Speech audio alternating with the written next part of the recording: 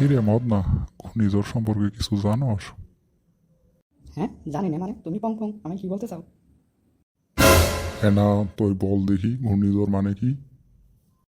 ঘূর্ণিঝড় মানে ঝড়ের শেষে আম কুড়ানো, পাকা পাকা আম কুড়ানো।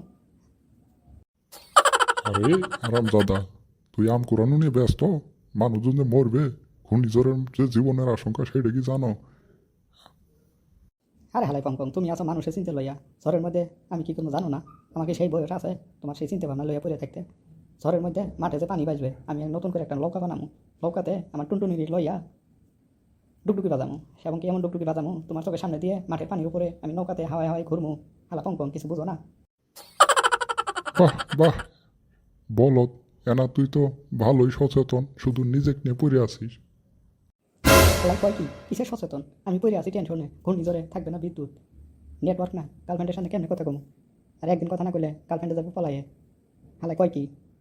হ্যাঁ, তুই ঘূর্ণিঝড় নিয়ে এত কিছু প্ল্যান করে আছিস, আর কি তোর প্ল্যান আছে বল দেখি। হালাই বলত পক পক, আর কি প্ল্যান শুনবে?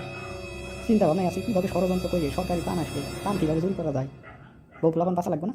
হ্যাঁ, আমার মোবাইলে খরচ আছে না? আর আমি যে মাল খাই নেশা করি, এই খরচ দিব কে? ঘূর্ণিঝড়ে যে কয়েকদিন কারেন্ট থাকবো না, মালের খরচ যোগাবে কে? শালা পক পক, কিছু বোঝে না।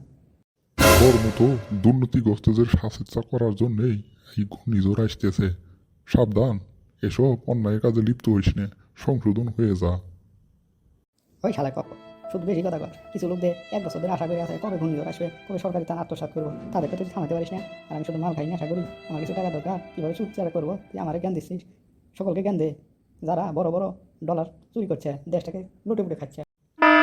হ্যাঁ হ্যাঁ, এ তো দেখছি, হ্যাঁ হ্যাঁ, এ তো দেখছি ইমার্জেন্সি সাইরেন দিছে।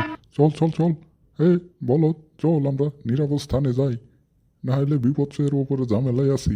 সবাইকে সচেতন করি, তাড়াতাড়ি সবাই নিরাপদে চলো।